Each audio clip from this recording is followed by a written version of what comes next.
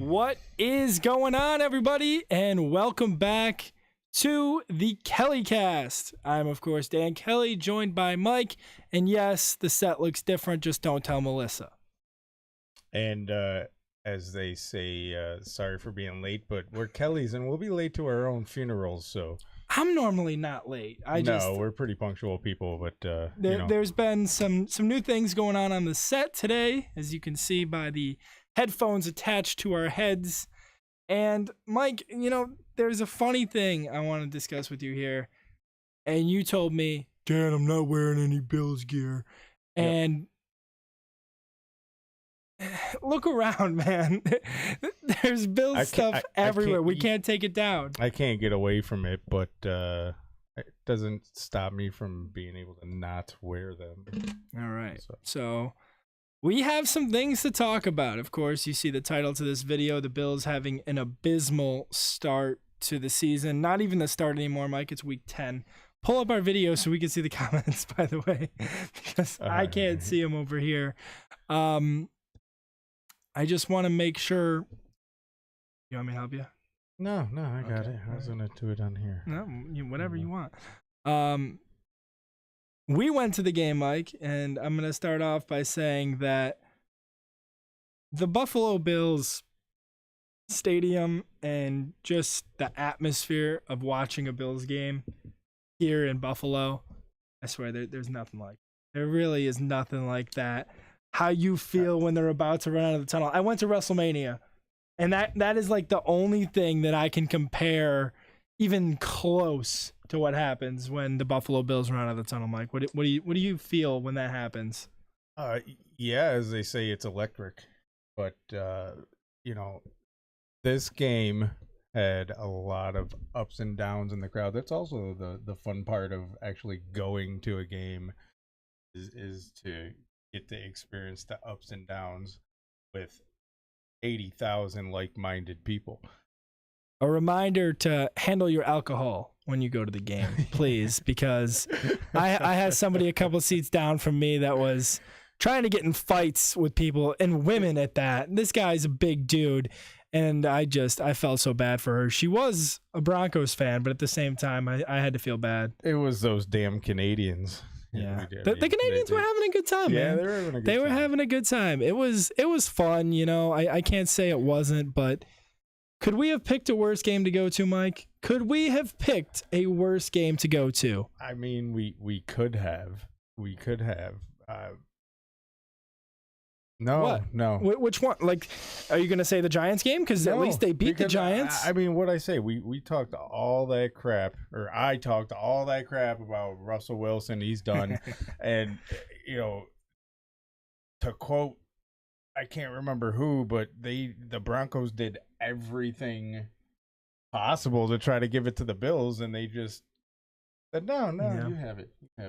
Aaron, what's up? Thanks for being in the chat. We'll discuss that in the next video here. The KELLYCAST predicts Week 11, and you'll see who won in Week 10 of our predictions. But the story of the day, Mike, was the 4 turnovers by the Buffalo Bills offense. Just inexcusable. First offensive snap, James Cook fumbles the ball. Josh Allen, questionable decisions at best. Which from our angle looked like an actual fumble, but I was rewatching the condensed version before we got on here, and you don't think it's a fumble? He got it ripped out of his hands. Yeah, but it's a fumble. It counts as a fumble, but he got it ripped. He just got out-muscled. I don't care. Absolutely crazy. A fumble is a fumble. He's a small guy. I'm not surprised that he got it ripped out of his hands. Josh Allen with some questionable passes ends the day with the 2 interceptions, right? It could have been more. There was one, at least one, where luckily the Broncos defender stepped out of bounds and the Bills didn't turn it over, but man, it was a hard game to watch. Let me ask you this, Mike, because I have some questions coming into today's show. Obviously, you see Sean McDermott on the screen behind us today.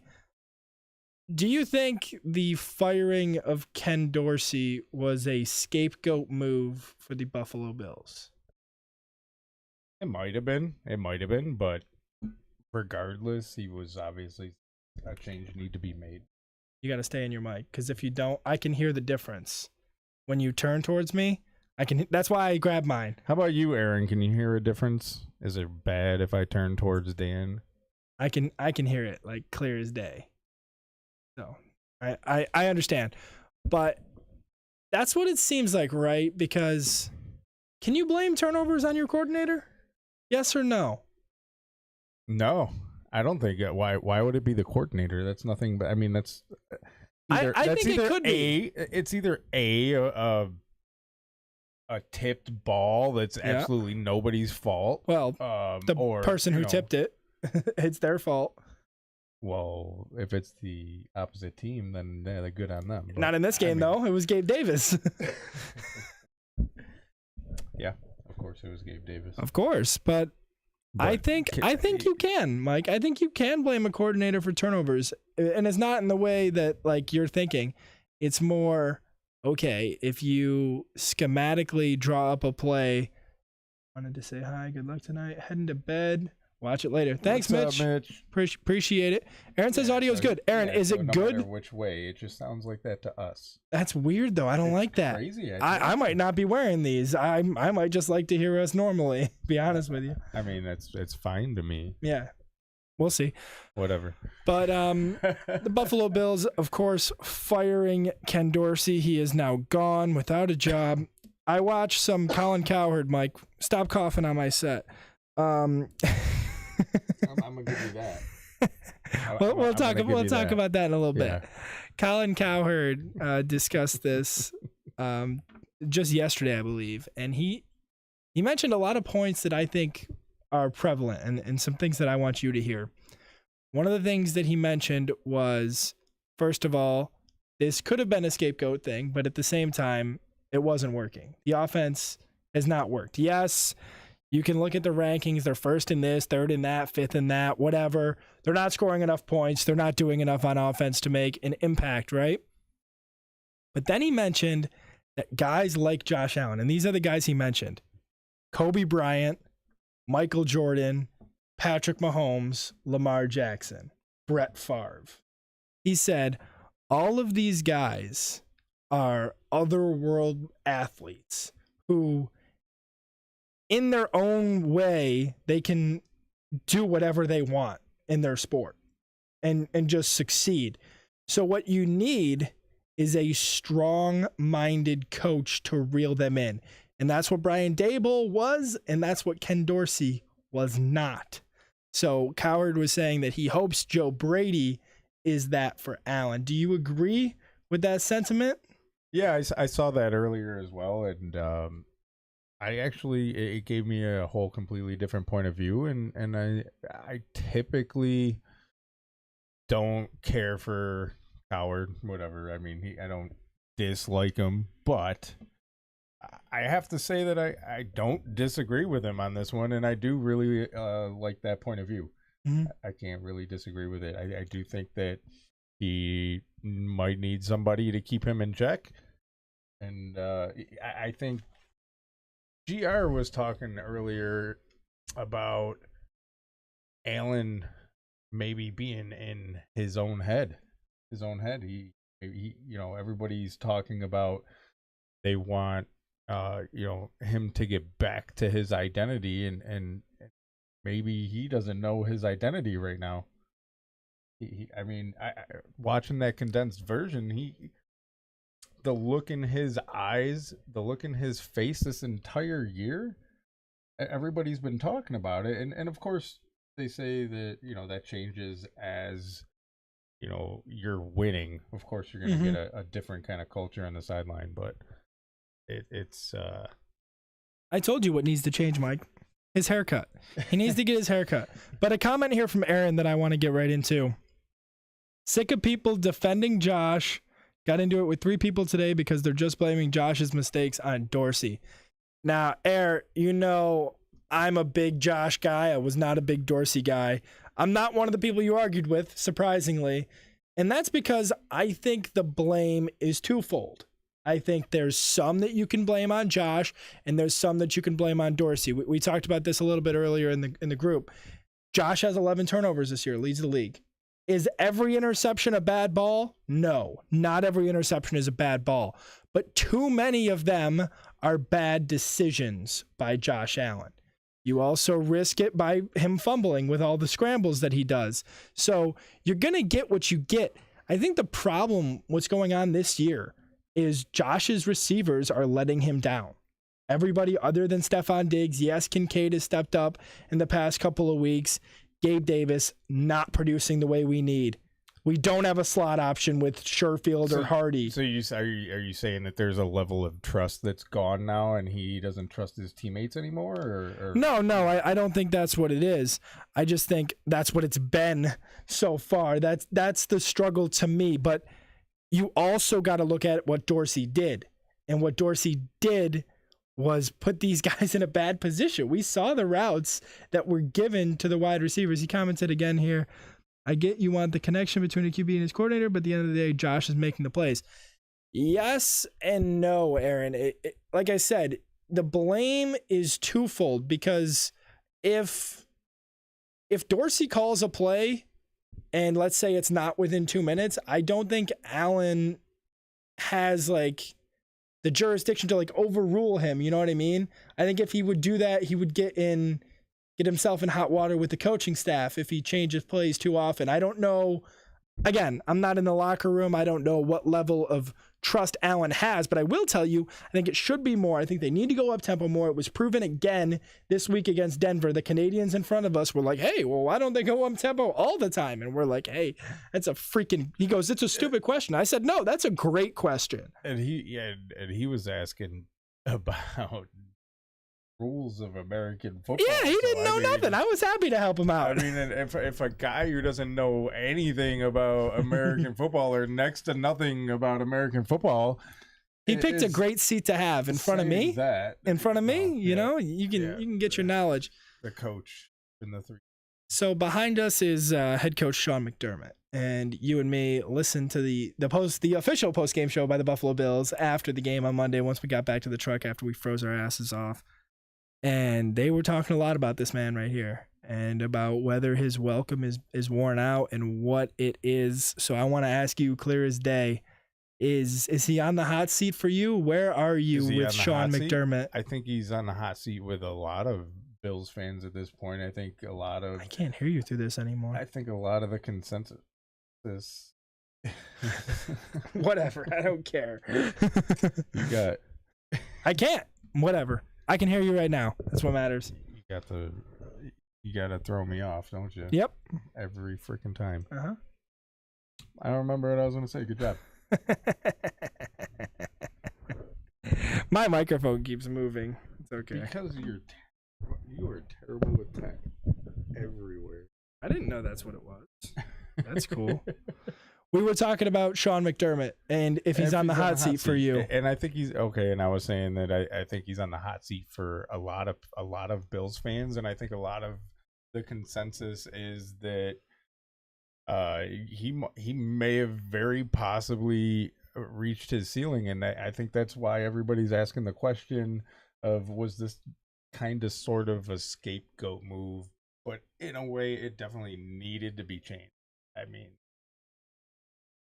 it's a tough question for me because you got to love the guy for getting us to where we are. And, you know, we've grown that bond. And either way, it hurts to have to say. Have to talk about it at all. Have to say it at all. The man got us out of a 17-year drought. But it's very real possibility that he has reached his ceiling. I'm on the fence with that one, Dan. How about you? I mean.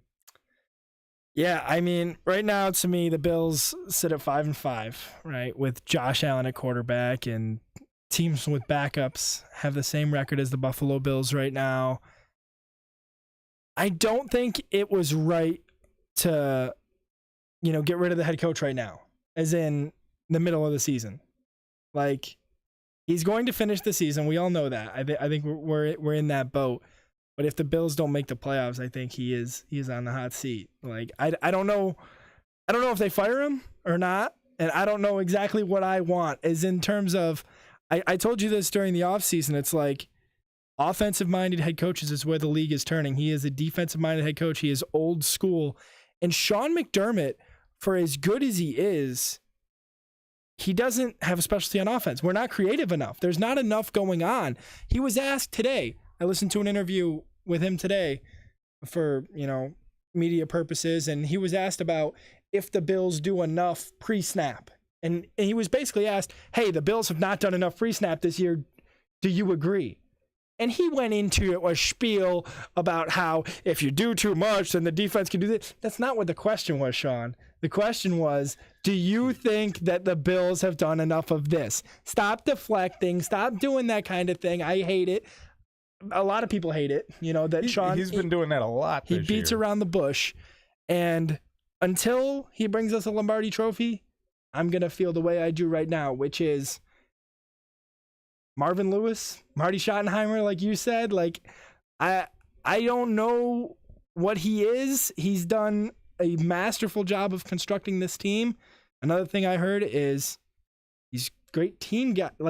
He's good at building a team, but he's not great at getting you over the hump. Maybe he's just not that guy. Who is, though? It's a very tough question. A couple interesting things. Quentin Spain, I don't know how anybody feels about his tweet. I saw that. And he said that they fired the wrong guy. They fired the wrong guy. And he's obviously played for McDermott. So if a former player is saying that, I don't know. Did they just have a rift or... Aaron, regarding your comment here, keep him as the defensive coordinator, or keep him as head coach, but maybe get a replacement at defensive coordinator. Maybe running two positions at once is too much for him. That's an interesting point, Aaron. He was asked about that in that interview you're talking about. Okay. And he said that, I'm good. No, it's not too much for me. Aaron, I know when we talked about the game on Tuesday morning, you were somebody that was blaming the defense. Even though the defense played, in my eyes, a very good game against the Denver Broncos. Yes, they gave up the touchdown to Cortland Sutton and whatever, but for most of that game, the Bills defense was coming out at the freaking 40-yard line and holding Denver to 3-0. And yes, they gave up a field goal on the final drive. Don't even talk about the penalty. We'll do a whole freaking segment on that. But I don't think the defense has been at fault for most of this year, right? You look at the Bills' losses, what do you blame? Go into London against Jacksonville. Who do you blame? The offense in that matchup. Against the Jets week 1, you blame Josh Allen.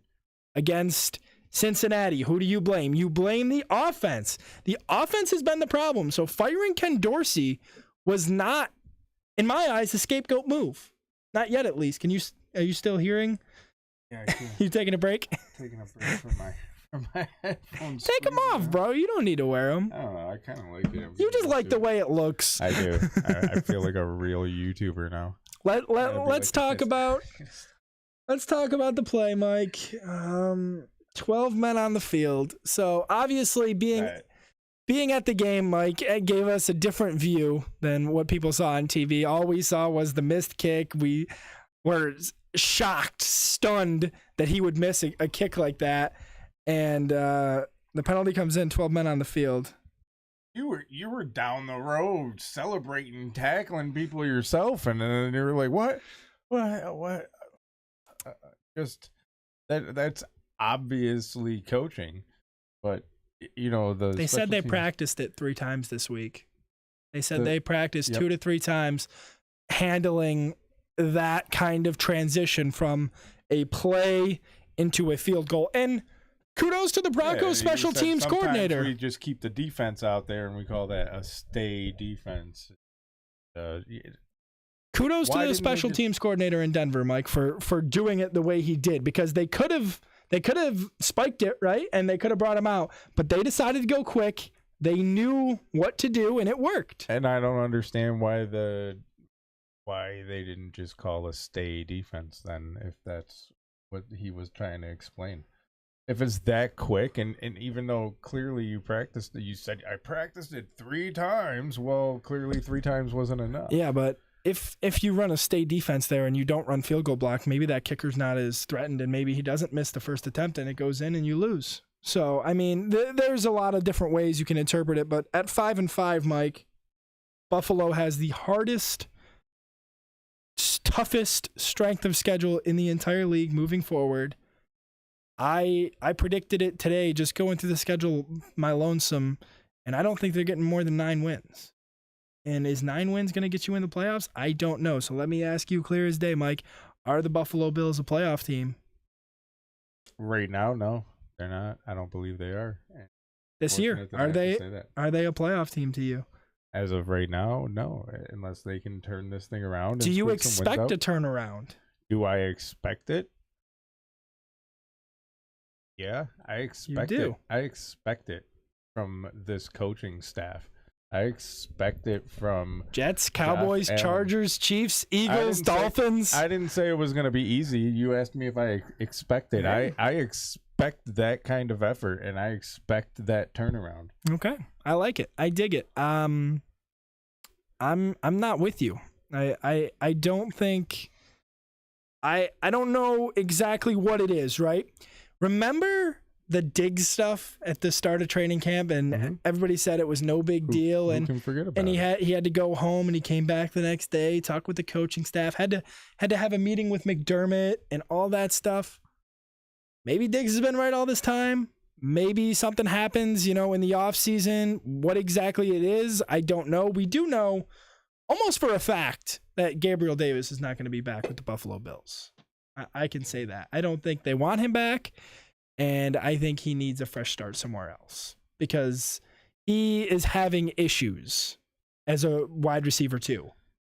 He definitely is, but I also think that it's a Josh issues, and he's whipping that ball. I watched that. Okay. He's back to whipping that ball 100 miles an hour. Okay.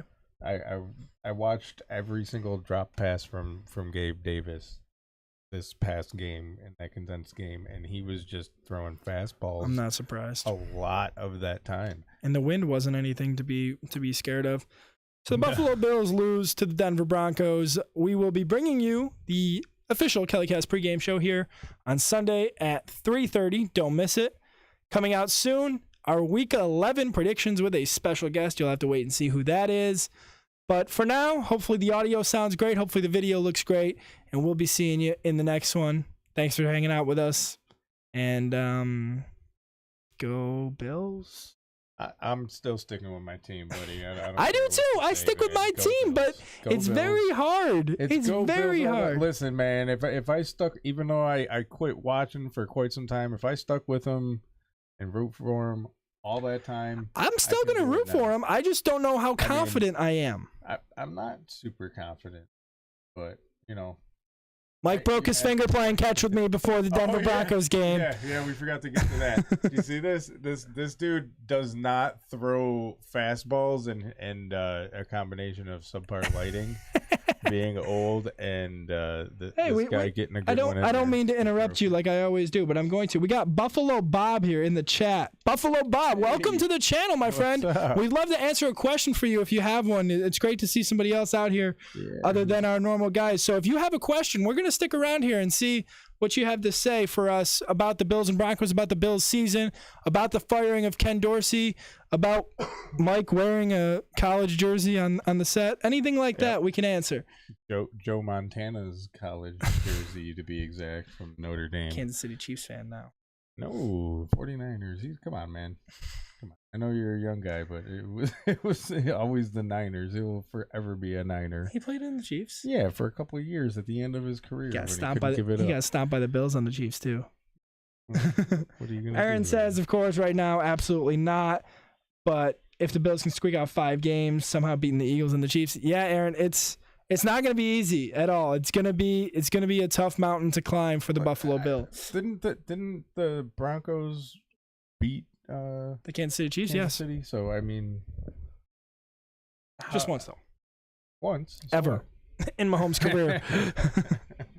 So what? They did it. It's been an odd year. 2023 sucks. I'm not crazy confident. 2023 sucks. It did. It was a bad Monday, by the way. I mean, I got out of work later than what I was anticipating. Came home, TV's broken in my room.